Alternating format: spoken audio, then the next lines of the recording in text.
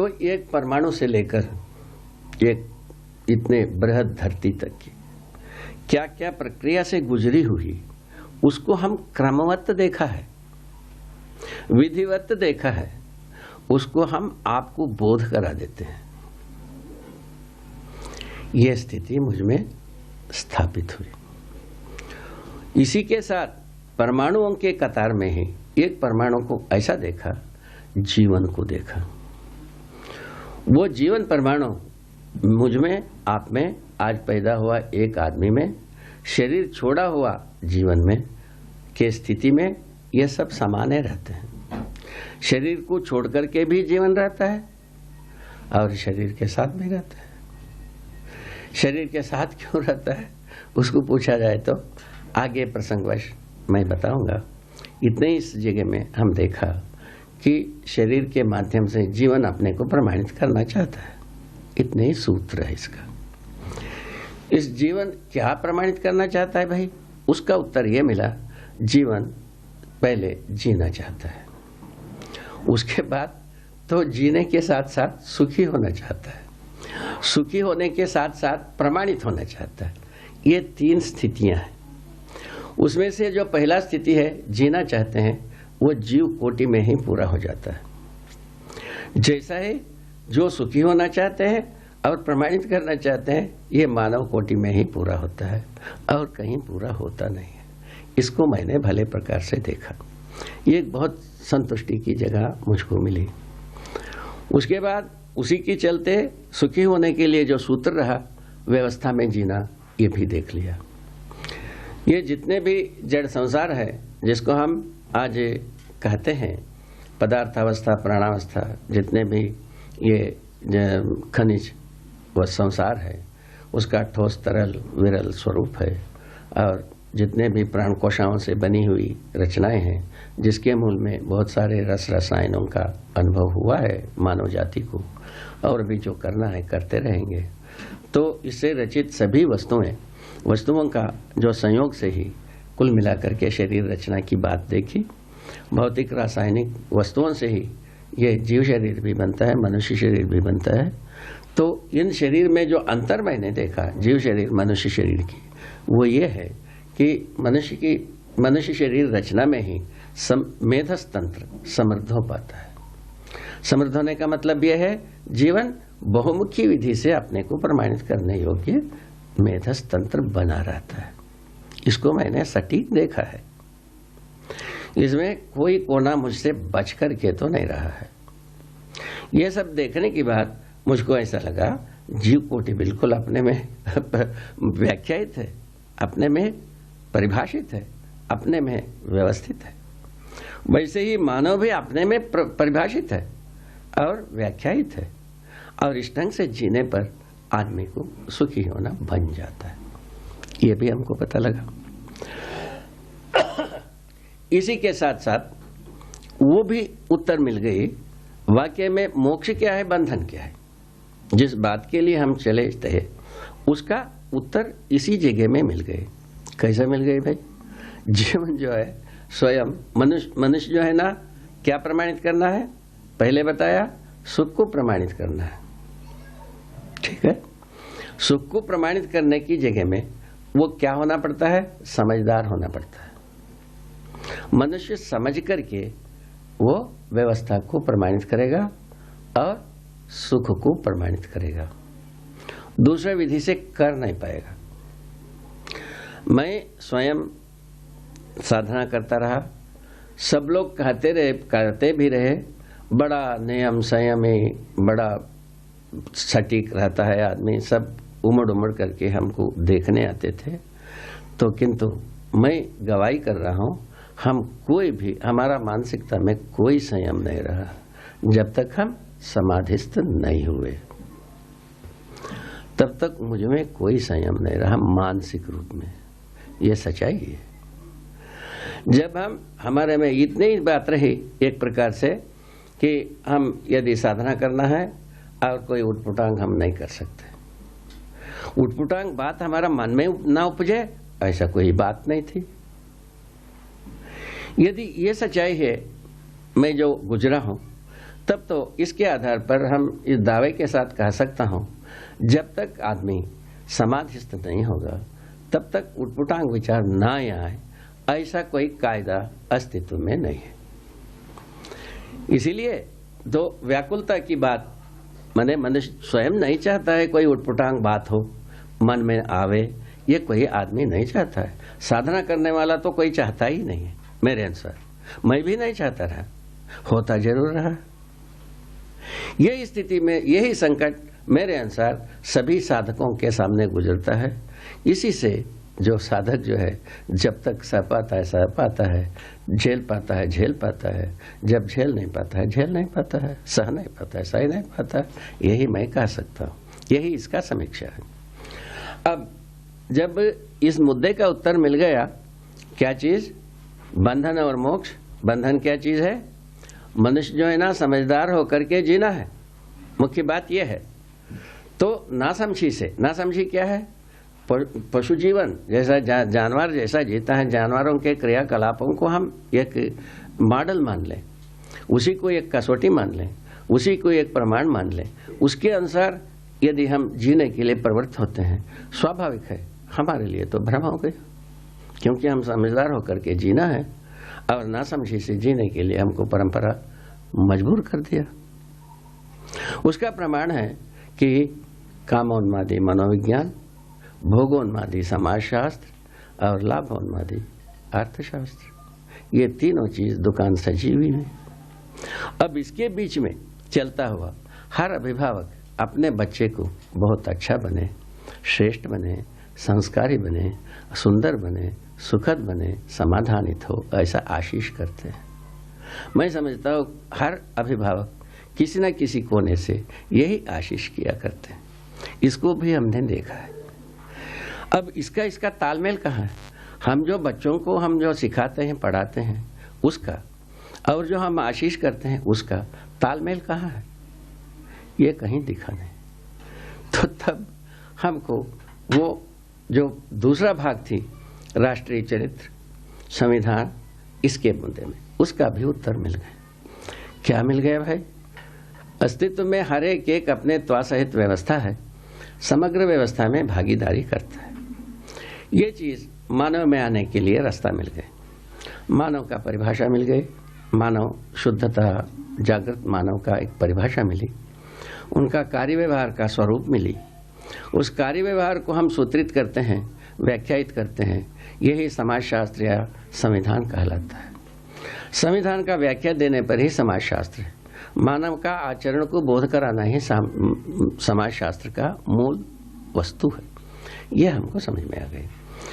इस ढंग से क्या हुआ, दोनों मुद्दे पर हमको उत्तर सहज रूप में मिली कि मानवीय आचार संहिता रूपी संविधान से, संविधान के रूप में राष्ट्रीय चरित्र को हम पहचान सकते हैं। ये विश्वास मुझ में हुई। उसके बाद यदि हम भ्रम मुक्त हो जाएं, भ्रम से, भ्रम का मतलब है जीवों के सदृश ना जिया जाए, मनुष्य के सदृश ही जिया जाए। यही भ्रम से मुक्त होने का मतलब नहीं है, ना कि कोई हिमालय को उधर से इधर नहीं करना है, ना बर्फ को पत्थर नहीं बनाना है, पत्थर को ना पानी बनाने जाना है, ना शाप किसी को देना है, ना किसी को आशीर्वाद देना है, ना चमत्कार करना है, ना सिद्धि दिखाना है। अस्तित्व में ना कोई चमत्कार है ना कोई सिद्धि है, इसको हम सटीक देखा है। अस्तित्व में कोई सिद्धि नहीं, अस्तित्व में कोई चमत्कार नहीं। अस्तित्व अब शाप और इसके बीच में करहता हुआ आदमी, शाप और अनुग्रह के आशीर्वाद के बीच में करहता हुआ आदमी आज भी करोड़ों करोड़ों करोड़ों है। पहले से है, सभी है, रहा है। तो उसका एक ही उत्तर मिला, जिस क्षण में भी हम जागृति के लिए जिज्ञासु होते हैं, हमारा कदम जागृति की दिशा में एक भी कदम बढ़ती है, उसी मुहूर्त में संपूर्ण शाप ताप पाप तीनों ध्वस्त हो जाता है। उसका कोई माने स्थान ही नहीं रह जाता है, उसका कोई भी कलंक भी नहीं रह जाता है। वो कैसे होता है? इसका उत्तर गणितीय विधि से मिला। जैसा गणित को हम 1000 बार गलत किए रहते हैं, ये हर बच्चे करते ही हैं। अब कोई 10 बार करते हैं, कोई 1000 बार करते हैं, गणित को तो गलत करते ही हर बच्चे करते हैं। जब सही करना आ जाता है वो जीवन भर के लिए सही होती है। गलत करना रहता है वो एक बार जैसा गलती करते हैं, दोबारा वो गलती करते ही नहीं, दूसरे ही करते हैं। उसको भी प्रमाण रूप में हम देख सकते हैं। 1 करोड़ बच्चों के लिए गणित का प्रश्न दिया जाए, उत्तर देते हैं तो 1 होता है, गलत होते हैं तो करोड़े होता है और भी ज्यादा हो सकता है। ऐसा बना रहता है। इसको हर सामान्य व्यक्ति भी इसको सर्वे कर सकते हैं। इस ढंग से हम और एक सूत्र पा गए, हम मानव सही में एक हैं, गलती में अनेक। कितना छोटी सी बात है। इसको तो हर व्यक्ति पाई जा सकता था महाराज, वो किए नहीं, उस वक्त परिश्रम नहीं किए। कैसा परिश्रम नहीं किए, उसका आगे भूमि में आता है। ये जब अस्तित्व को देखा, महिमा संपन्न एक सूत्र हमको मिली। क्या मिली भाई? अस्तित्व में 2 ही प्रजाति की वस्तु है, एक एक के रूप में हम गिन सकते हैं। एक ऐसा बहुत बड़ा राशि है, दूसरा सर्वत्र एक सा फैला हुआ एक वस्तु है। इसको हर व्यक्ति एक क्षण में समझ सकता है। ये वस्तु एक वस्तु के अंदर घुला हुआ, डूबा हुआ, घिरा हुआ, भिगा हुआ देखा गया। एक एक के रूप में जितने भी वस्तु है, इसका नाम प्रकृति कहा जा सकता है, या और कोई नाम रख लो, क्या बुरा है इसमें? कोई भी नाम रख लो। रख करके देखने पर ये एक एक के रूप में जितने भी हैं जड़ चैतन्य वस्तु, चैतन्य वस्तु का मतलब जीव कोटि, मनुष्य कोटि, ये दोनों मिलकर के चैतन्य कोटि। और जो जड़ कोटि का मतलब पदार्थावस्था, प्राणावस्था, जो प्राणकोशाओं से बनने बिगड़ने वाली संसार और जितने भी खनिज पदार्थों से जो संगठित विघटित होने वाले पदार्थ, ये सब पदार्थावस्था में है। ऐसे वस्तुएं जितने भी हैं, ये इन सभी वस्तुएं व्यापक वस्तु में भिगाई है, घुला ही है, मैंने डुबाई है और घिराई है। इसको हम सटीकता से देखा, पता लगा अस्तित्व जो है ना तो व्यापक वस्तु से एक एक वस्तु अलग होने की व्यवस्था ही नहीं है। अस्तित्व में ऐसा कोई प्रावधान ही नहीं है। अस्तित्व में जो प्रावधान नहीं है वो आदमी पैदा कर नहीं सकता। अस्तित्व में जो कुछ भी प्रावधान है, उपयोगिता को छोड़कर दुरुपयोगिता की ओर करता है, कुछ भी उपलब्धि करते हैं हम। जैसा युद्ध के लिए हमने बहुत सारा चीज प्रयोग किया, इसमें सिवाय ये धरती को बर्बाद करने के अलावा या मानव को बर्बाद करने के अलावा दूसरा कुछ हम कर नहीं पाए। शायद है ये चीज सारा विज्ञानियों को भी धीरे धीरे समझ में आ रहा है। वो थोड़ा सा देरी से समझ में आ रहा है, जल्दी समझ में आता शायद है, और भी अपन समृद्ध हो सकते थे और सुखी होने की रास्ता और भी अपने को मजबूत हो सकते थे। इस मुद्दे पर हमारा सोचना यह है आज की स्थिति में। तो ये सब घाट घाट के बाद ही समुद्र आता है, अनेक घाट के बाद एक नदी में घाट आता है, अनेक घाट घाट घाट घाट के बाद एक समुद्र आता है। इसको मैंने पहचाना। शायद है नियति यही रहा हो। पहले रहस्यमय मैंने आदर्शवाद के बीच में आदमी को आना पड़ा, स्वीकारना पड़ा, उससे जो राहत मिला, वो राहत मनुष्य को पर्याप्त नहीं हुआ, पुनः भौतिकवाद के शिकंजे में आ गए। उसमें जो राहत मिला वो राहत पर्याप्त नहीं हुआ। ये आज की दर्द की बात है और कोई बात नहीं। और ये दोनों जगह में से हम नहीं पाए, स्वाभाविक है तीसरे सीढ़ी की जरूरत है। ये तो सभी गणितज्ञों को भी पता लगता है, सामान्य व्यक्ति को भी पता लगता है। इस ढंग से जो उत्तर पाए बंधन और मोक्ष का उत्तर ये बना, आदमी समझदार होता है तो बंधन से मुक्ति पाया। यहाँ आ गए हम। और समझदार हो कैसा? उसके लिए जब देखी हुई बात को यदि हम देखा, मुझ में क्या भ्रम है, कोई बंधन है, मुझ में मैं शोध किया, मुझ में मैं जांचा, तब पता लगा कि हमारे पास कोई बंधन का कारण कुछ भी नहीं दिखता। तो यही स्थिति सब में क्यों ना पैदा किया जाए? सब में पैदा करने पर कैसा लगेगा? तब ये पहले जैसा आपको सुनाया, भूमि स्वर्ग हो जाएगी, मनुष्य देवता हो जाएंगे, सभी धर्म सफल हो जाएगा, नित्य शुभ ही शुभ होगा, परंपरा के रूप में ही नित्य शुभ होगा। इस जगह में हम पहुंचे। इसमें हम अपने को फिर जांचने लगे, क्या हम ये सब संप्रेषित कर पाएंगे? संप्रेषित करना संभव है या संप्रेषणा लोगों के लिए जरूरत है? ये सब उसके बाद शुरू हुए।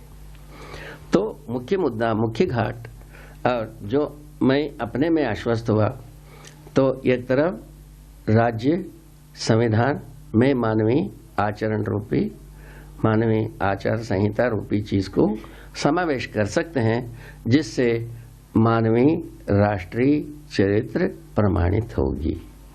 एक तो इस जगह में हम निश्चित हूं, निश्चिंत हूं, मैं स्वयं पारंगत हूं और प्रमाण भी हूं। तीनों चीज हमारे पास अधिकार में है। ठीक है। दूसरे ओर समझदारी, अस्तित्व समझ में आ जाए, मुझको समझ में आया है, आपको समझा देंगे। और जीवन समझ में आ जाए, मुझको समझ में आया है और आपको समझा देंगे। मानवीयता पूर्णाचरण मुझको समझ में आया है, आपको समझा देंगे। ये तीनों तथ्य यदि समझ में आता है, हम मने समझदार हुए। समझदार होने पर क्या हो गया भाई? समझदार होने से बंधन से मुक्त हो गए। क्या बंधन? भ्रम से, भ्रम रूपी बंधन से मुक्त हुए। पहले बुजुर्गों ने हमको क्या बताया? आवागमन से मुक्ति होगी। आवागमन से कोई ताल्लुकात नहीं है, ना कोई गया है ना कोई आएगा। जो है सब कोई अस्तित्व में है। मरने की बाद भी जीवन अस्तित्व में है और जीते समय में, शरीर को चलाते समय में भी जीवन है। और ये कोयला वो खाक होने की बाद भी वो रहता ही है विभिन्न स्वरूपों में। ये लोहा को टुकड़ा टुकड़ा बुरादा बनाने के बाद भी लोहा अपने स्वरूप में रहता ही है, या विभिन्न स्वरूप में बट करके रहता है। ये भौतिक रसायनज्ञ इस बात को समझे भी होंगे। समझे नहीं होंगे तो मजबूरी समझेंगे। ये तो समझने के लिए सबको ही तो मजबूर है, समझना ही पड़ेगा। इस ढंग से समझदारी समझ में आता है। मूलतः वस्तु का नाश नहीं होता है, ये मुझको पूरा समझ में आया है। उसी आधार पर मैं ये मंगल कामना की है कि भूमि यदि स्वस्थ रहेगी, मानव जागृत परंपरा के रूप में जी सकता है। यही स्वर्ग होने, नित्य मंगल होने का आधार है। इस विधि से मैं जो मंगल कामना मुझ में, मेरे मन में उपजी, उसके समर्थन में पूरा अस्तित्व, जीवन और मानवीयता पूर्ण आचरण, ये तीन प्रधान मुद्दा है। इससे बड़ी उपकार यह होगी, धरती को बिना घायल किए पेट फाड़े, धरती को बर्बाद किए बिना मानव इस धरती पर चिरकाल तक इस धरती पर रह सकता है। उसका भी विधि इसी समझदारी से आती है। ये तो बात बहुत सुस्पष्ट है। आज तक की बीती गुजरी इतिहास से कुछ भी घटनाएं घटित किया है मानव ने अप्रत्याशित, वो सारे घटनाएं नासमझी से ही घटित हुई है और किसी कारण से घटित नहीं हुई। अभी धरती को जितने तंगाने की बात हुई, वो भी इसी प्रकार नासमझी की कारण से ही धरती का पेट फाड़ा गया। धरती में बुखार उत्पन्न किया गया। धरती के जिसमें सतह में अनेक प्रकार की विकृतियां तैयार की, नदी नाला ये सबको बर्बाद की गई और हवा पानी में जो आदमी त्रस्त हो रहे हैं वो आप सबको विदित है। ये सब कष्ट से आदमी मुक्त हो सकता है या ये धरती को मुक्त करा सकता है। धरती मुक्त हो सकता है इस कष्टों से। धरती जब कष्टग्रस्त रहेगी, मेरे अनुसार धरती में रहने वाले समस्त वनस्पति, समस्त खनिज, समस्त जीव और मनुष्य सभी तंग होंगे ही। धरती को घायल करके आदमी स्वस्थ रहे, ये इसका परिकल्पना कितने अच्छे लोग किए होंगे, आप ही सोच लीजिएगा। वो आप ही के लिए काफी सोचने के लिए जुगाड़ भी है। अब इसके आगे की बात ये निकलती है शुभ की बात। यदि हम धरती को तंग करना बंद कर देते हैं, इसमें आश्वस्त होने की मुद्दा यही निकलता है कि धरती की सतह में जो संपदाएं अपने आप से बिखरा हुआ है, इसी से इस धरती पर आदमी अच्छी तरह से जी सकता है। कब? गलती, अपराध, युद्ध, शोषण और मैंने द्रोह विद्रोह नहीं करना है। ये सभी चीजें, ये सभी घटनाएं अभी जैसा गिनाए आपको, द्रोह विद्रोह, शोषण, युद्ध, ये सब चीज मनुष्य की नासमझी का उपज है, ये समझदारी का उपज नहीं है। उसका गवाही यही है, मनुष्य असंतुलित, धरती असंतुलित, नदी नाला पहाड़ असंतुलित, वन खनिज सब असंतुलित होना ही इसका गवाही है, जो हम मानव विज्ञान युग के बाद ये सब कर गुजर चुके हैं। तो उसके बाद भी हम डिंग हाँकने में अभी तक बाज आए नहीं। सोचते हैं हम विज्ञान से ही अच्छा ठोर पाएंगे, जबकि ये धरती से आदमी जात कूच होने की जगह में आ चुका है। ये आदमी को याद रखने की वस्तु है, इस पर ध्यान देने की बात है। जब कभी ये इससे बचना चाहता है, आदमी को समझदार होना ही होगा, दूसरा कोई ठोर नहीं है। नासमझी से अपराधों का रोकथाम होता नहीं। चाहे राष्ट्रीय विधि से, राष्ट्र, संविधान, कुछ भी विधि से अपराध करता हो, वह अपराध का मतलब अपराधी है। जैसा सहज रूप में अभी धरती के छाती पर जितने भी राष्ट्र कहते हैं, सभी राष्ट्र का अपना एक संविधान होता है। सभी संविधान में 3 महत्वपूर्ण मुद्दा है और एक वचन है। क्या है वह महावाक्य? वो है शक्ति केंद्रित शासन। शक्ति केंद्रित शासन का जो व्याख्या है, गलती को गलती से रोकना है, अपराध को अपराध से रोकना है, युद्ध को युद्ध से रोकना है। यही 3 कर्म है। इन तीनों कर्म में कहीं भी ऐसा नहीं दिखता है हम अपराध से मुक्ति पा गए या गलती से मुक्ति पा गए या युद्ध से मुक्ति पा गए। ये तीनों चीज अपने आप में हर दिन, हर मास, हर वर्ष, हर शताब्दी और मजबूत होती जाती है। युद्ध की मजबूती, अपराधों की विफलता, गलतियों की कतार, यही इतिहास में भरी हुई है, पन्ने रंगे हुए हैं। ये गवाही है। इन गवाहियों के साथ यदि हम इसका समाधान खोजते हैं, इसके मूल में इन सभी इस परिस्थितियों को बनाने वाला केवल आदमी ही है। ना तो पत्थर बनाया है, ना जीव बनाया है, ना वनस्पति बनाया है। केवल आदमी ही ये 3 प्रकार की जो कर्म शुरू किया, वो उस कर्म को आदमी ने ही शुरू किया। और महत्वपूर्ण बात ये भी है, तो धर्म संविधान, संपूर्ण धरती की जितने भी धर्म संविधान हैं, इसमें यह मानी गई है आदमी जो है मूलतः पापी, अज्ञानी, स्वार्थी होता है, जबकि वास्तविकता इससे भिन्न होती है। तो पापी को तारने के लिए और अज्ञानी को ज्ञानी बनाने के लिए और स्वार्थी को परमार्थी बनाने के लिए सभी धर्म संविधान अपने अपने ढंग की युक्तियां और चरित्र, कर्तव्य, दायित्व, कुछ भी कर्मकांड, कुछ भी बनाया है। यह भी एक बहुत ही स्पष्ट तथ्य है, गुजरी बीती हुई जो परिणाम है।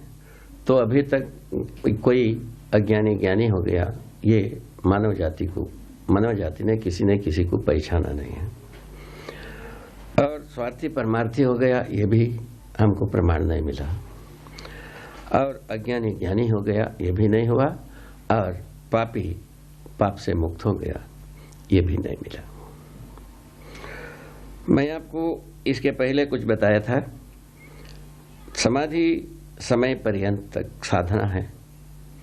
साधना काल में मनुष्य में वैचारिक उद्दोलित होना, वैचारिक रूप में पूर्णतया समाधानित होना बना ही नहीं रहता, क्योंकि समस्या की पीड़ा से तो पीड़ित होकर के समाधि की ओर दौड़ता है। ये बात आपको विदित कराई थी। इस विधि से इससे ज़्यादा तो कोई आदमी होता नहीं है। समाधि के लिए प्रयत्न करते तक ही आदमी का ऊंचाई दिखाई पड़ती है। इन ऊंचाई में वैचारिक संतुलन बना रहता है, ऐसा कुछ देखा नहीं गया साधना काल में। साधना काल में मनुष्य को तमाम प्रकार की उटपटांग बात आता ही है। समाधि के बाद वो शमन होता है, ये बात सच है। समाधि के बाद उसके साथ ये भी हो जाती है कि समाधि के पश्चात मनुष्य को कुछ करने की इच्छा होता नहीं और कुछ पाने की इच्छा होता नहीं, कुछ रखने की इच्छा नहीं होती है, तीनों नहीं होती है। ये भी बात देखी गई। उसके बाद आप हमसे पूछेंगे आपको कैसा इच्छा हुआ ये सब चीजें तैयार करने के लिए। मैंने आपको पहले से ही विनय कर चुका हूं, जो मैं जब सोचा वाकई में मुझको समाधि हुआ कि नहीं हुआ है, जब क्योंकि हम मुक्ति के लिए तो हम शुरू किए ही नहीं थे और स्वर्ग जाने के लिए हमारा कोई इच्छा नहीं रहा, तो हम केवल हमारा प्रश्नों का उत्तर पाने के लिए दौड़े थे, वो मिला नहीं। उस स्थिति में मैं अब समाधि हुआ नहीं हुआ इस बात को परिशीलन करने के लिए शुरुआत किया।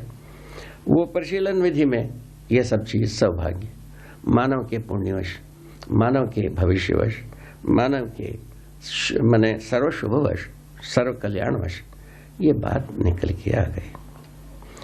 ये किताबों से नहीं निकला है, ये बात सच्चाई है। किसी बुजुर्गों ने हमको यदि मार्गदर्शन किया है, आप पुरुषों ने, वो इतने ही हैं। समाधि से ही ये सब का उत्तर मिलेगा। समाधि मुझको हुआ नहीं हुआ इसी को प्रमाणित करने के लिए हमने संयम किया। संयम के बलबूते पर ये तमाम बातें निकल गई जो आपके पास तक पहुंचाने के लिए योग सुयोग बन गया। ये क्यों बना पूछने पर यही मिलता है, ये पहले भी बताया था, ये तरंगवत है सारा समझदारी मानव का। पहले जंगल युग में और शिला युग में, धातु युग में जैसा ही जिया, ये सब इतिहास में लिखी हुई है।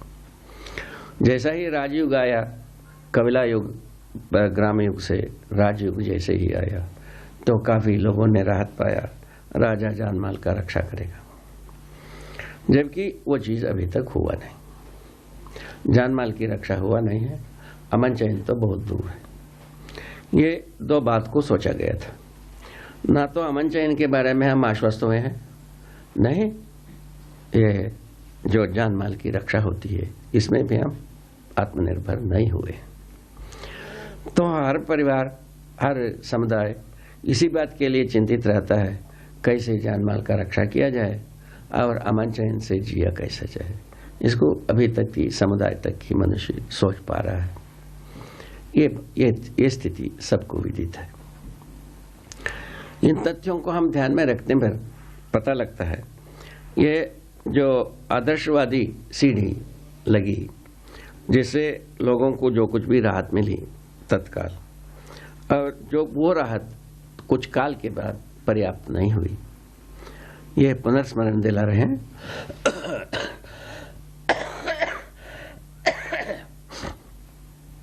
पुनः जब अपर्याप्त हुआ, स्वाभाविक था, पुनः विचार हुई, विचार के रूप में पुनः ये विज्ञानवाद आया, तो तर्क सम्मत विधि से आया। उसमें एक खूबी लोगों को स्वीकृत हुई। पहले उपदेशवाद में तर्क का कोई गुंजाइश नहीं थी, करो ना करो बात थी। करो ना करो में ना मानने वाले बात आदमियों को ना पापी, उनको पापी करार देते रहे, उनको जितना प्रताड़ित करना है वो भी करते रहे। वो सब इतिहासों में लिखा है। उसके बाद उससे ये निकला जो आदर्शवाद की जितने भी करो ना करो है वो सामान्य व्यक्तियों के लिए, किसी व्यक्तियों के लिए पर्याप्त नहीं हुआ। इसीलिए उसका विकल्प के लिए कुछ सोचा गया। सोचने पर विज्ञानवाद आ गया। विज्ञानवाद आ गया तो एक दावा किया कि तर्क संगत विज्ञान, तर्क संगत भौतिकवाद, ऐसा कहा। इसी को विज्ञान कहा गया। तर्क संगत, तर्क के लिए जब आमंत्रण हुई, लोगों में एक राहत मिली, हम कम से कम हमारा मन की बात तो पूछ तो सकते हैं। इस विधि से आदमी उस ओर दौड़ गया। दूसरा, जो हमको जो कुछ भी वैभव मिलना था, सुख मिलना था, वो स्वर्ग में मिलना था, वो यहीं मिलने लग गए, इसीलिए भी दौड़ लिए। इस ढंग से दो विधि से आदमी विज्ञान और विज्ञान की उपलब्धि की ओर दौड़ा। उसको भी खूब चख लिया आदमी काफी ढंग से। अब बचा कुचा होगा तो चख भी लिएगा। ये चलते मनुष्य को आज ये पता लग गई, विज्ञान की उपलब्धियां मनुष्य के लिए पर्याप्त नहीं है। इस पर्याप्त नहीं है, ये सो झंझट फंसी और उससे कैसा उभरा जाए। अभी तो आदमी झूलता ही रहता है। एक विरक्ति की ही बात करते हैं, भक्ति की ही बात करते हैं, दूसरे ओर संग्रह सुविधा की ही बात करते हैं। संग्रह सुविधा से जब त्रस्त होते हैं, भक्ति विरक्ति की ओर हम दौड़ते हैं। भक्ति विरक्ति से जब पैर ठंडा हो जाता है तो संग्रह सुविधा की ओर दौड़ लेते हैं। इस प्रकार से हम अपने हाथ पैर गर्म करने के लिए ये झूले में झूलते ही रह जाते हैं। और दोनों सुनने में अच्छा ही लगता है। जो अच्छा लगना अच्छा होने में कितना दूर है, अब हर व्यक्ति अपने में सोच सकता है। अच्छा लगने मात्र से अच्छा होता नहीं है, ठीक है। जैसा ठंडा पानी पीने से अच्छा लगता है, ठंडा पानी पीने से अच्छा होना है, ऐसा कोई नियम नहीं है। ठंडा पानी से आदमी को रोग हो सकता है, खांसी हो सकता है, जुकाम हो सकता है, जैसा मैं खांसता हूँ कभी कभी, ये सब बातें हो सकता है। तो उसके बावजूद भी आदमी को ठंडा पानी अच्छा लगता है। किसी किसी को ठंडा पानी अच्छा लगवे नहीं करता है। अब क्या करें? ठंडा पानी के अच्छा लगना कोई सार्वभौम नहीं हुआ, ठंडा पानी का अच्छा ना लगना भी कोई सार्वभौम नहीं हुआ। दोनों स्थितियों में पानी के आधार पर अच्छा हो गया, ये निर्धारण करना, निश्चय करना और उसके ऊपर आदमी को भरोसा दिलाना, ये कभी बनने वाला नहीं है। जब जैसा चाहता है वैसा पिएगा भाई, जब अच्छा लगता है, जब जो अच्छा लगता है वही खाएगा, वही पिएगा, यही हम पहुंचते हैं। इस ढंग से हम एक अस्थिरता, अनिश्चयता की ओर चले जाते हैं। विज्ञानवादियों ने इस बात को अपनाया है। तो केवल खाना पीना ही नहीं भाई, जो कुछ भी आप देखते हो सब अनिश्चय, अस्थिर है, वो ऐसा बताने के लिए अपना तर्क जोड़े। उसी की पुष्टि के लिए सब कुछ किया। अंततोगत्वा त्राण प्राण, विज्ञान का त्राण प्राण मनुष्य को एक यंत्र के रूप में व्याख्यात करने की कोशिश की, वो अभी तक सफल नहीं हो पाया। वही विज्ञानी जिसको यंत्र के रूप में व्याख्यात करता है, वो स्वयं उससे संतुष्ट रहता नहीं है, तो बाकी लोगों को व्याख्यात करके बताना ही चाहते हैं। ये आज की एक बहुत बड़ी भारी मुद्दा मानी जाती है। मनुष्य को यांत्रिक विधि को बिल्कुल पूरा समझना चाहिए, तो तभी आदमी जो है व्यवहार में स्पीड, विचार में स्पीड, कार्यों में स्पीड, सब में पा पाता है, ऐसा सोचते हैं। जब भी आदमी उस सीमा में आता नहीं, तो संवेदनशीलता, यांत्रिकता, इन दोनों के पक्ष में से विज्ञान के अनुसार यांत्रिकता सटीक है। इसमें इसको आदमी समझ सकता है, झेल सकता है। संवेदनशीलता को ना समझ सकता है, झेल नहीं सकता है। जो आदर्शवादियों ने संवेदनशीलता की वकालत की थी, वकालत करते हुए में भी वो जो दूरियां थी, जो वो समझ सकता है, ये समझ नहीं सकता है, ये झंझट थी, वो बरकरार रहे। इसीलिए एक के बाद एक समस्याएं जकड़ते गए। हम समस्याओं के कगार में ही, माने कतार में ही पैदा होते हैं, समुद्र में ही शरीर यात्रा शुरू करते हैं, वही समस्या के सागर में ही पुनः शरीर यात्रा को समाप्त करते हैं। कुल मिलाकर के इस ढंग से हमारा स्थिति बनी। अभी जो मानव जाति के, मानव कुल के सम्मुख जो एक प्रस्ताव रख रहा हूं, ये मानव कुल का ही पुण्य है, ऐसा पहला मेरा स्वीकृति है। हमारा व्यक्तिगत रूप में हम जो कुछ भी परिश्रम किए उसका हम मूल्यांकन करता हूं, वो इतने बड़े फल के योग्य नहीं है। हम जितना परिश्रम किया, वो परिश्रम का यदि मापदंड तय किया जाए, मैं अपने में तो करता ही हूं, जितना परिश्रम किया उतने में जो हम फल पा गए, वो फल जो है इतना फल के योग्य नहीं है, इतना बड़ा फल के योग्य नहीं है। जैसा उसका एक अलंकारिक रूप में एक वैसे ही एक सोचने की बात है। तो एक बिही का झाड़ हो, एक जामुन का झाड़ हो, एक और कोई छोटे छोटे फल फलने वाली बात हो, अथवा नारियल का झाड़ हो, तो उस झाड़ में, एक झाड़ में यदि 1000 टन की एक फल फल जाए, वो झाड़े नहीं रहेगा। वो तो असंभव सा लगता है। तो एक झाड़ के लिए ये उपयुक्त है ही नहीं, ऐसा लगता है। उसी भांति बिही में एक बिही का झाड़ हो, 1 टन की एक बिही फल जाए, वो तो झाड़े टूट करके बराबर ना हो जाएगा, ऐसा देखा जा सकता है। कल्पना ऐसे ही दौड़ता है। उसी भांति हमारा भी साथ ऐसे ही एक घटना है। हमारा परिश्रम से अधिक बात, ये परिश्रम से अधिक बात को कौन दोहराता है भाई? ये बात इसमें मुख्य है। तो मनुष्य में जो परिश्रम से अधिक फल को कौन दोहराता है, ये बात आता है। उसको हम सटीक देखा है। जीवन दोहराता है। जीवन ऐसे फल को लेकर चलने में समर्थ है। कैसे? जीवन को हम अक्षय बल, अक्षय शक्ति के रूप में देखा है।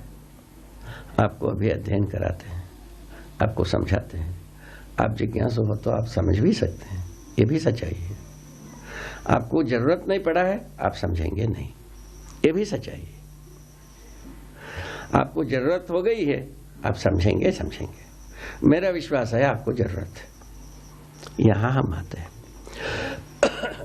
इसका मतलब यह समझा, जीवन एक ऐसा वस्तु है जो कि शरीर से जो कुछ भी काम करता है, शरीर की आवश्यकता से अधिक हो ही जाता है। यह सहज प्रक्रिया है। इन सहज प्रक्रिया को भी देखा हूं, इसी आधार पर वो जीवन को भी देखा हूं, जीवन और शरीर के संयुक्त रूप में मनुष्य को देखा हूं। अभी तक हमारे सम्मुख क्या समस्या थी? हम अध्यवसायिक विधि से जीवन बोधन कराने में असमर्थ रहे, अस्तित्व बोध कराने में असमर्थ रहे।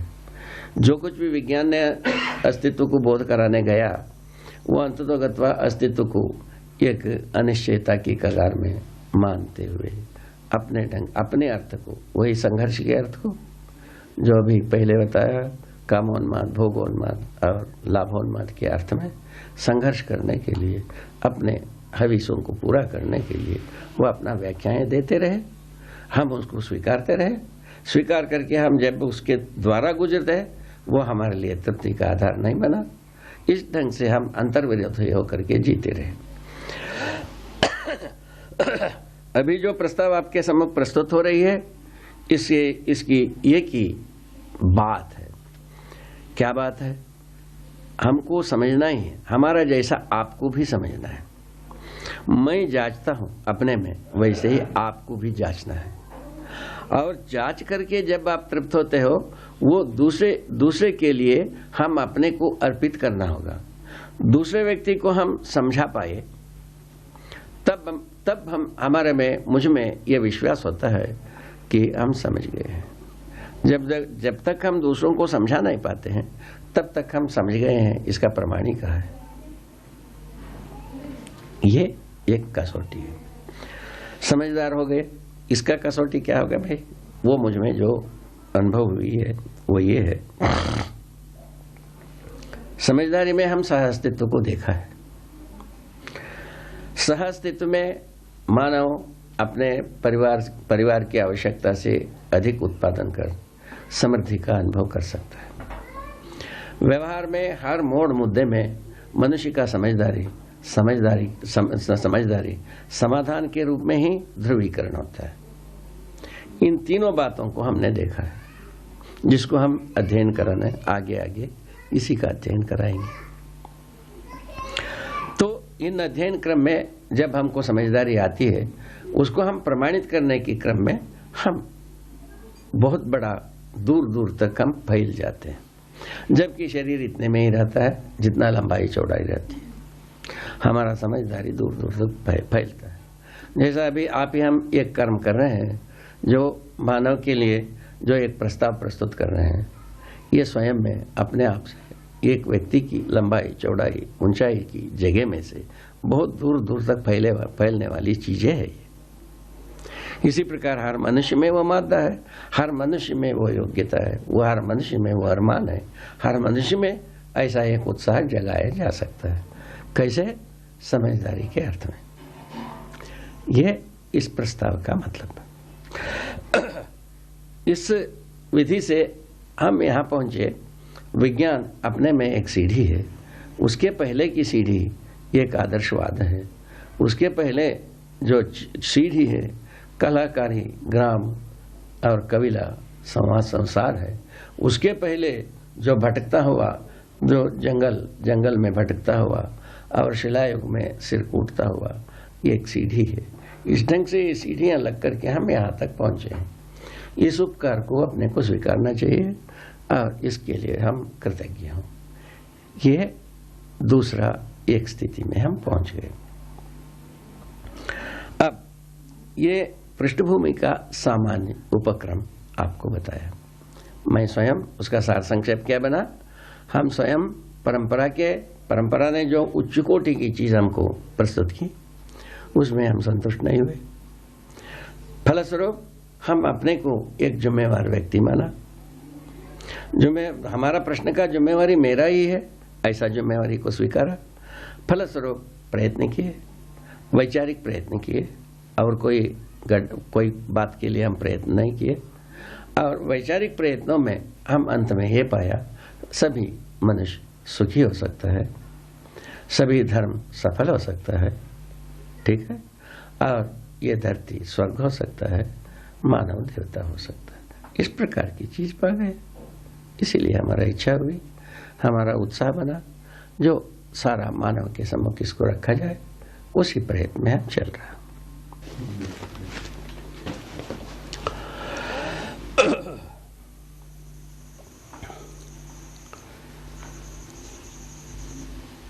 जब मैं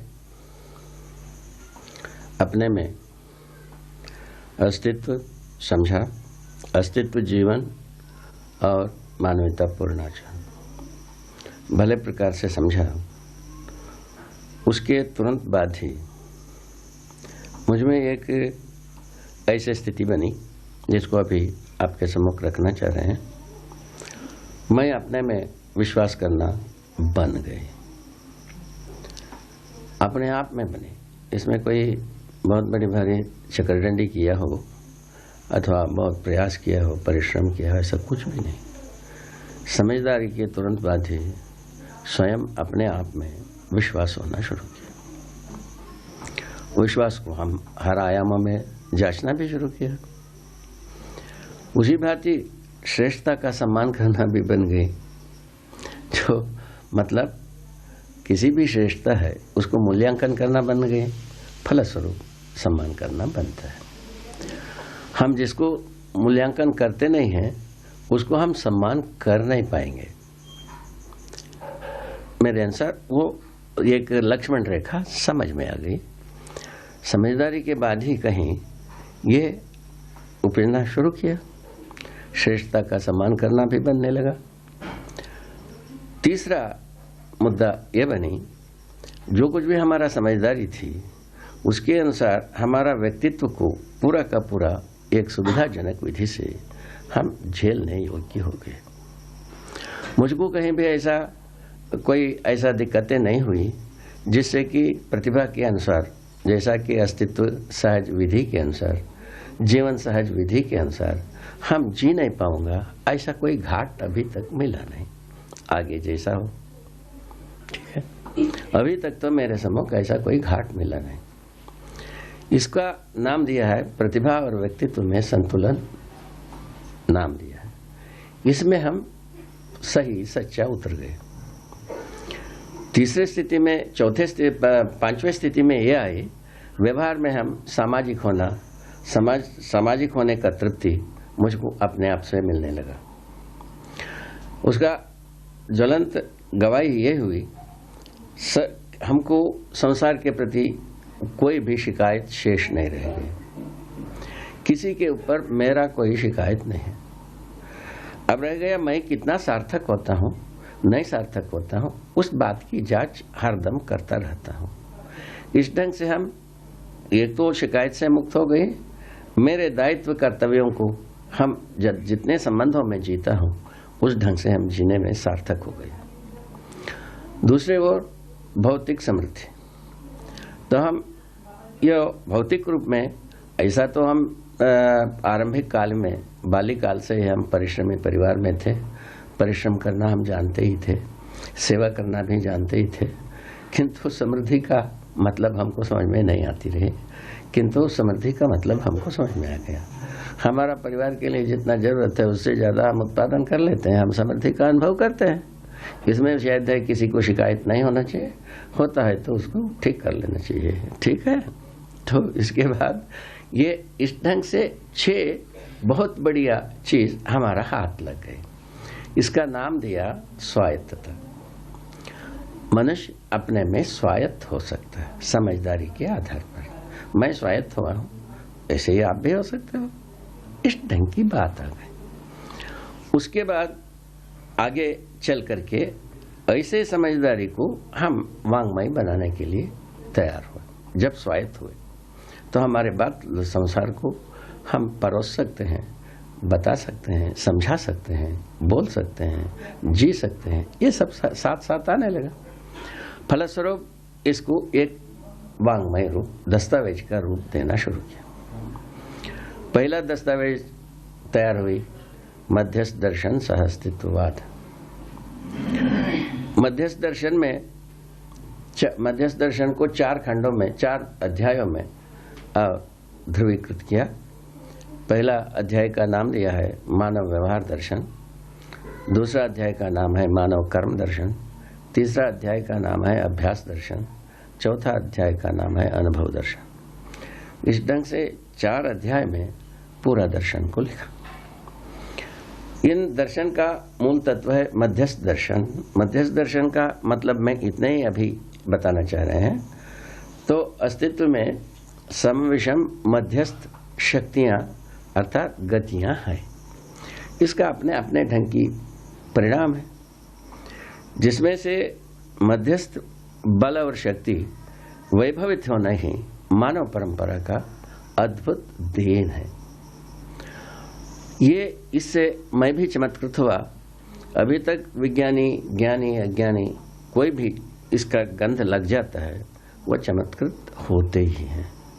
मेरे सम्मुख अभी जितने भी हुआ है, विज्ञान के अनुसार जो समविषम शक्तियों को मानने की जगह में है, मध्यस्थ शक्ति, मध्यस्थ बल को कोई प्रयोजन के रूप में समझना अभी तक बना नहीं है। मैं सोचता हूँ ये बहुत बड़ी भारी खामी रह गई, इसीलिए पुनर्विचार करने के लिए जरूरत आ गई, ऐसा मैं सोचता हूँ। मध्यस्थ जीव, मध्यस्थ बल, मध्यस्थ शक्ति, मध्यस्थ सत्ता, मध्यस्थ जीवन, इन 4 बातों को, 4 तथ्यों को, 4 विधि से तथ्यों को समझाने का कार्य किया है। इसी का नाम है मध्यस्थ दर्शन। सह अस्तित्ववाद को जब हम स्पष्ट करने के लिए गए, वो 3 स्वरूप में, 3 शीर्षक में तैयार हुए। सह अस्तित्ववाद पहला जो बना समाधानात्मक भौतिकवाद। उसका ध्रुव बिंदु है पूरा का पूरा भौतिकता और रासायनिकता है। ये अपने में त्वा सहित व्यवस्था के रूप में प्रकाशित है। ये समग्र व्यवस्था में ये सब भागीदारी करते हैं। चैतन्य प्रकृति के साथ भी पूरक हैं, भागीदारी करते हैं, और जड़ प्रकृति के साथ भी वो भागीदारी करता है। इस बात को स्पष्ट करने की कोशिश की। इसका नाम देने के लिए मना हुआ समाधानात्मक भौतिकवाद। अभी हमारे पास जो कुछ भी वाद है वो संघर्षात्मक माने द्वंद्वात्मक भौतिकवाद। तो मैं ये इस बात को स्पष्ट करने की कोशिश की है, अस्तित्व स्वयं में कोई झगड़ा नहीं है, द्रोह नहीं है, विद्रोह नहीं है, छीना झपटी नहीं है, एक दूसरे के लिए पूरक है, एक खुशहाली है, एक उत्सव है, निरंतर विकास है। ये बात को समझाने की कोशिश की है। जो कोशिश में वांग्मय तो वांग्मय है, किंतु आदमी आदमी से ही समझेगा मेरे अनुसार। तो वांग्मय में तो कोशिशें हो सकता है, अभी तक भी कोशिशें हुए हैं, उसी क्रम में हम भी किया है।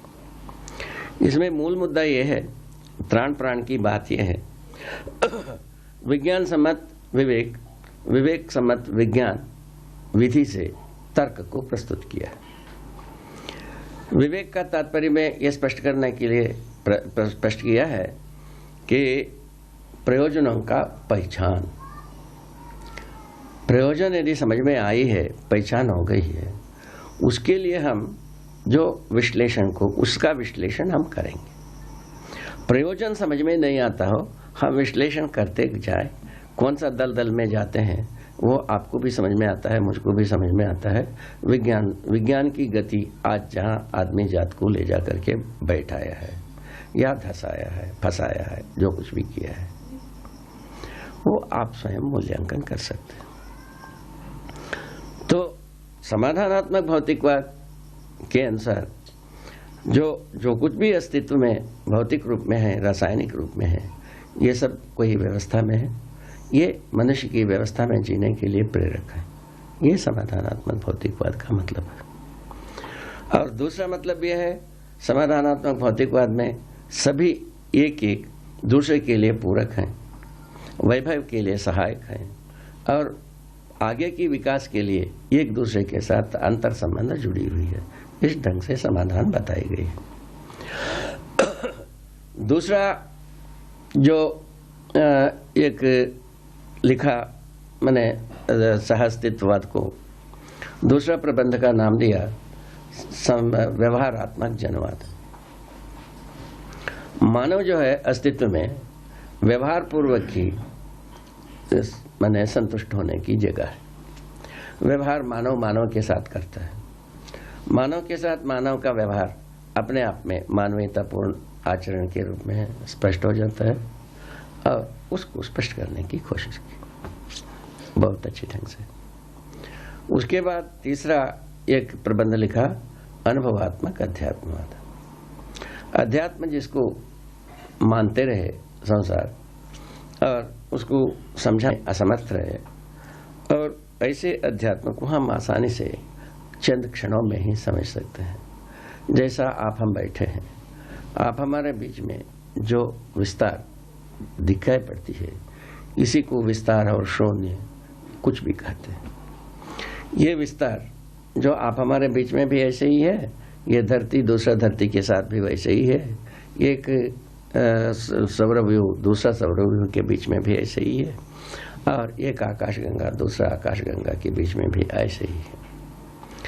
तो ये विस्तार सब जगह में एक सा है, इतना ज्ञान होता है। ये वस्तु व्यापक है, व्यापक वस्तु में है, एक एक वस्तु भिगा डूबा घिरा हुआ है, ये हमको समझ में आ गया। व्यापक वस्तु के बारे में कोई शंका करने की जरूरत नहीं। कितना देर लगा आप हमारे बीच में, व्यापक वस्तु है ये, इसको समझने में अपने को देर नहीं लगता। इसी को हम जो इसका अनुभव सबसे पहले आदमी को होता है, उसके बाद आपका होना अनुभव होता है। यदि ये बीच में आप हमारे बीच में ये विस्तार ना हो, आपको मैं देख ही नहीं सकता, आपका अनुभव मुझको हो ही नहीं सकता, ये हो ही नहीं सकता। इसीलिए सर्वप्रथम जो कुछ भी अनुभव होता है व्यापक वस्तु ही होता है, उसके बाद एक एक वस्तु का अनुभव होता है। ये इस तथ्य को स्पष्ट करने के लिए कोशिश की है। ये अनुभवात्मक अध्यात्मवाद का मर्मस्थल ही है। इसकी जरूरत के बारे में यह प्रकाश डालने की कोशिश की है।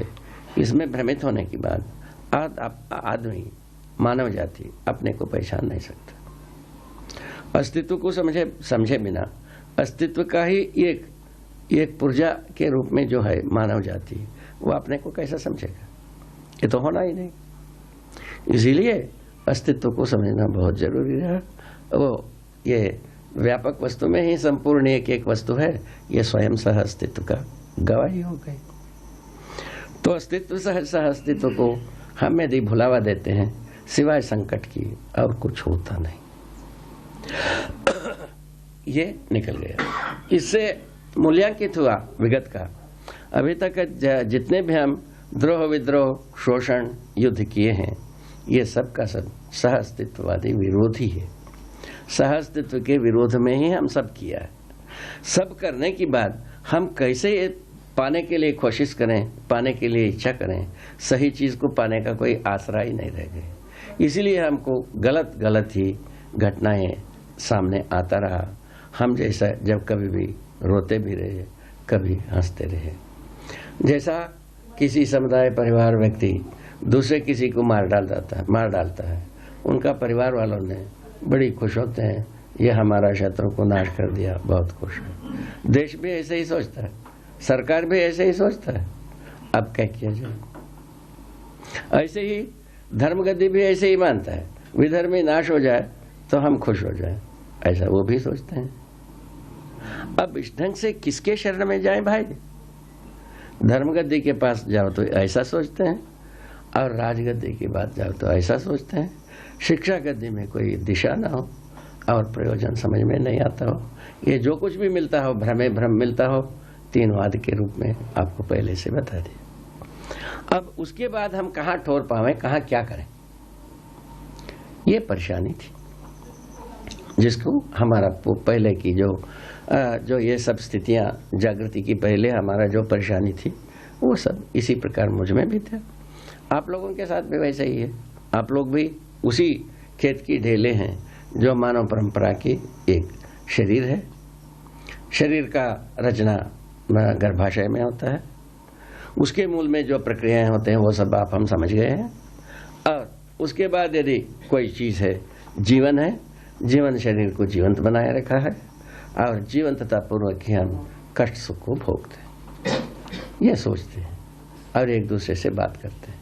ये बात हमको समझ में आ गई। इस विधि से हम बहुत अच्छी ढंग से इस तथ्य को स्वीकारने के लिए तैयार हुए कि हम इसको पूरे के पूरे चीज को मानव के पास पहुंचाना ही चाहिए।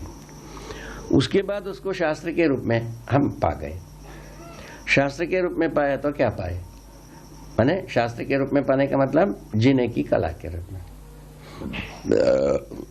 तो अभी जो कुछ भी अर्थशास्त्र है वो लाभोन्मादी अर्थशास्त्र, उससे तो आदमी सुखी हो नहीं सकते, सब तो सुखी हो ही नहीं सकता। इस आधार पर यदि सुखी होने की रास्ता है, सुखी होने का रास्ता है, वो केवल आवर्तनशील अर्थशास्त्र विधि से है, अर्थनीति से है, अर्थ कार्य से है। इसी विधि से इसको हम स्पष्ट करने की कोशिश की। वह व्यवस्था के अंगभूत हो सकता है, ये स्वाभाविक है। दूसरा प्रबंध ये लिखा है कि व्यवहारवादी समाजशास्त्र। मनुष्य जो है व्यवहार पूर्वक ही संतुष्टि पाता है, मनुष्य के साथ ही व्यवहार करता है, व्यवहार न्यायपूर्वक होता है। इस मुद्दे को इस ढंग से स्पष्ट करने की कोशिश की। व्यवहारवादी समाजशास्त्र, उसका मूल ध्रुव बिंदु है मानवतापूर्ण आचरण। फलस्वरूप राष्ट्रीय आचार संहिता के रूप में हम मानवीय आचरण को स्वीकार सकते हैं। इसको संविधानों में, सभी देश की संविधानों में इसको पहचाना जा सकता है। इससे संसार में समुदाय के बीच में जो बने युद्ध की खौफ बनी रहती है, वो सब इससे निवारण हो सकता है। युद्ध के प्रयास जब तक है तब तक ये धरती को तंग किए बिना आदमी जी नहीं सकेगा, और ज्यादा तंग करने के लिए ज्यादा विज्ञान बुद्धि को प्रयोग करना पड़ता है। इससे विज्ञान बुद्धि का भी मूल्यांकन हो जाता है। युद्ध को संरक्षण करने के लिए विज्ञान शुरुआत हुई। आज भी युद्ध को संरक्षण देने के लिए ही विज्ञानी, ज्यादा से ज्यादा विज्ञानी उसी में ज्यादा तनख्वाह पाते हैं, पैसा पाते हैं, अपने को धनी मानते हैं। करना क्या है? धरती को बर्बाद करना है। बात इतनी ही, छोटी सी बात। इस छोटी सी बात से मुक्ति पाना है हमको समझदार होना ही है, दूसरा कोई रास्ता नहीं है ना। पहले से ही अपने पा चुके ना समझी से साला गलतियां होते हैं, और मैंने समझदारी से सही ही होती है। हम मानव सही में एक हैं, गलती में अनेक हैं, खत्म हो गया बात। छोटी सी निष्कर्ष ऐसा बनता है। इस विधि से हम जब इसको सबको समीक्षित करते हैं, पता लगता है हम कितने पानी में खड़े हैं, कैसे पानी में खड़े हैं। ये दोनों नापने में आता है। इस नापदंड में आते हैं तो तब पता लगता है हम किस तरीके की आदमी हैं। उसका मूल्यांकन आगे करेंगे। तीसरा शास्त्र ये लिखा है कि मानव संचेतनावादी मनोविज्ञान। इस मनोविज्ञान शास्त्र में ये बताना चाहा है, जीवन संचेतना का आधार है। शरीर संचेतना को मानव परंपरा में व्यक्त करने का माध्यम है। ये बात को सुदृढ़ रूप में समझाने की कोशिश की है। उसको आप लोग जांचेंगे। यदि आप लोगों को समझ में आ गया, हमारा लिखना सार्थक हो गया। यदि समझ में नहीं आया तो कोई सार्थक नहीं हुआ। ठीक, ये देख लीजिएगा। इस ढंग से दर्शन, विचार, शास्त्र, इन तीनों चीजों को दिया। शास्त्रों का मूल आशय यही है, मानव व्यवस्था में जीना है। जीने के लिए कौन सी ऐसे तरीका है, माने विधि क्या है, नीति क्या है, पद्धति क्या है, प्रणाली क्या है, इन चारों बातों को स्पष्ट किया है। इसके बाद इसको क्रियान्वयन करने के लिए योजनाएं आई। योजनाएं 3 स्वरूप में आई। पहला योजना है जीवन विद्या योजना। इसका मूल स्वरूप ये थी, दो आदर्श युग में भी कहीं ना कहीं आत्मा, परमात्मा ऐसे चीजों को समझाने के लिए बहुत कोशिश की। लोह लुहान हो गए, समझा नहीं पाए, ना समझ पाए। अब क्या करें? लोह लुहान ही हाथ लगी। अब क्या किया जाए? तब इसका उत्तर होना चाहिए। अनुभवात्मक अध्यात्मवाद लिखा ही था, उसके आधार पर हम मानव संचेतनावादी मनोविज्ञान लिखा। उसमें मानव संचेतना संज्ञानशीलता, संवेदनशीलता के रूप में कार्य करता हुआ प्रमाणित किया है। उसका प्रमाण मैं स्वयं पहला आदमी हूं, उसके बाद आप सब हो सकते हो। चाहे तो, नहीं चाहे तो खुशहाली मना सकते हो, कोई विपदा नहीं है। इस विधि से मानव संचेतना का ध्रुवीकरण मिली, एक ध्रुव। दूसरा ध्रुव व्यवहार में प्रमाणित होना। व्यवहार में प्रमाणित होने का मुद्दा बहुत आसानी से मिल गई। व्यवहार में हम समाधान, समृद्धि, अभय, सहअस्तित्व को प्रमाणित करना है।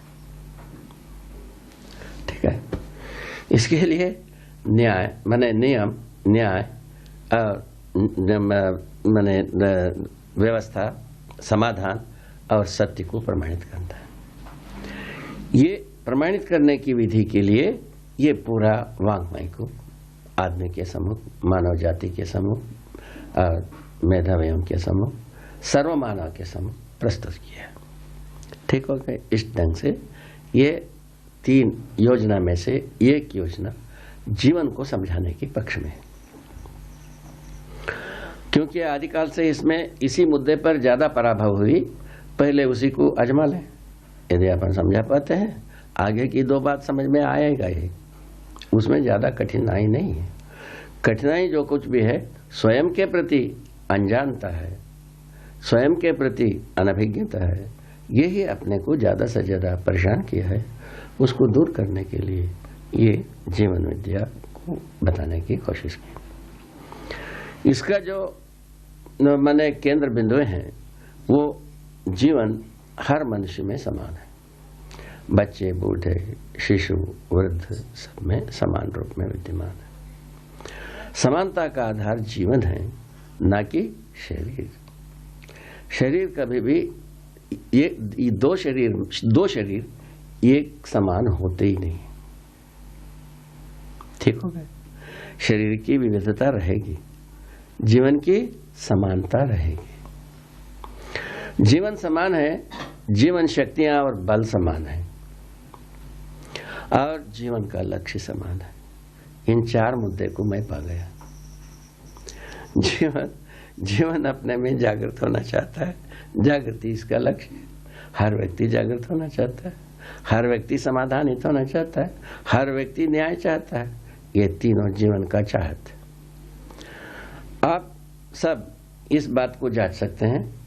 आपका कोई अंगावयव ऐसा नहीं है जिसके साथ जो अंगावयव न्याय को प्रतीक्षा करता हो।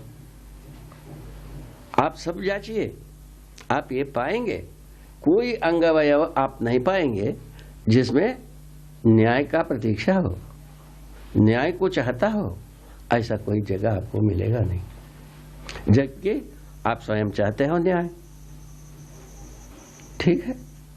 अब ये अंगावयव समाधान को चाहता हो, ऐसा भी कोई अंगावयव नहीं, जबकि आप स्वयं समाधान चाहते हैं। और उसी प्रकार सत्य को कोई अंगावयव चाहता नहीं है, चाहता है जीवन। तो इस आधार पर यह निष्कर्ष निकला, न्याय धर्म सत्य को समझा दिया जाए। सीधा सीधा बात, जीवन को चाहिए ये। ठीक है? जीवन का स्वरूप को समझा जाए, जीवन क्रियाओं को समझा जाए, जीवन तृप्त होने के लिए न्याय धर्म सत्य चाहिए, इसको समझाया जाए। ये छोटा सा काम इसमें से निकला है। उसके आधार पर जीवन विद्या योजना प्रस्तुत किया, उसको कार्य योजना में परिणत किया। तो दिग्गज विज्ञान में दिग्गज कहलाने वाले विद्वान मूर्ख, या और किसी भी मुद्दे पर विद्वान मूर्ख, सभी इसको सुने हैं। उनके सुनने के आधार पर उनका यही निकला है अभी तक। इसको हम पूरा समझ सकते हैं। कुछ लोग समझ गए, वो दूसरों को समझाने में लग गए, वो भी सफल हो गए समझाकर। तब हम विश्वास किया हमने जो समझाया है सार्थक। कल आप भी यही करोगे। आप समझने का प्रमाण आप किसी को समझाओगे, वो जब दूसरे को समझा लिया तब आप समझाना सार्थक हुआ, प्रमाणित हुआ। जब तक आप समझाया हुआ, जब वो दूसरे को समझा नहीं पाता है, तब तक आप समझाने का प्रमाण कहाँ है? ठीक है? इस ढंग से मैं आश्वस्त हुआ, यह प्रामाणिक वस्तु है, इसको समझाया जा सकता है, ये सब समझ सकते हैं। उसके बाद ये शुरू किया वांग्मय को लोगों को छपवा करके देने के लिए, और जीवन विद्या योजना को सार्थक बनाने के लिए शुरुआत की। तो दूसरा योजना यह है कि शिक्षा का मानवीकरण। सबको आवश्यकता है ही है समझदार होना, इसलिए समझदारी की सारा वस्तुओं को शिक्षा में समावेश किया जाए। उसके लिए सिलेबस बनाया गया, किसी स्कूल में प्रयोग भी किया गया। वो स्कूल वहाँ है गोविंदपुर में, बिजनौर जिले में है। उसमें ये पता लगा कि एक बहुत अच्छी अनुभव हुआ 4-5 वर्ष में, कि पहले सारा शिक्षाविद इसी को नारा लगाते रहे, वातावरण का प्रभाव मैंने विद्यार्थियों पर पड़ता है। तो वहाँ हम लोगों ने यह अनुभव किया, विद्यार्थियों का प्रभाव वातावरण पर पड़ता है, उल्टा देखा गया। उसको अब विशाल रूप में देखने की अरमान है, उसके लिए प्रयत्न जारी है। और इसके बाद तीसरा योजना है हमारे पास, परिवार मूलक स्वराज्य व्यवस्था। शक्ति केंद्रित शासन के स्थान पर समाधान केंद्रित व्यवस्था। कुल मिलाकर के क्या है? परिवार मूलक स्वराज्य व्यवस्था का क्या मतलब है? शक्ति केंद्रित शासन के स्थान पर समाधान मूलक व्यवहार व्यवस्था। इस व्यवस्था को अध्ययन कराने की व्यवस्था मैंने काम किया है। इस ढंग से पूरा दर्शन, विचार, शास्त्र और योजनाएं इससे निष्पन्न हुई। अब इसको क्रियान्वयन करने के कार्यक्रम में है। अभी आपका सम्मुख ये जीवन विद्या क्या चीज है, जीवन क्या है, जीवन का स्वरूप क्या है, जीवन क्या माने भौतिक वस्तु है, अभौतिक वस्तु है, अभौतिक है तो वो क्या चीज़ है, ये सभी प्रश्न इसके ऊपर आते हैं।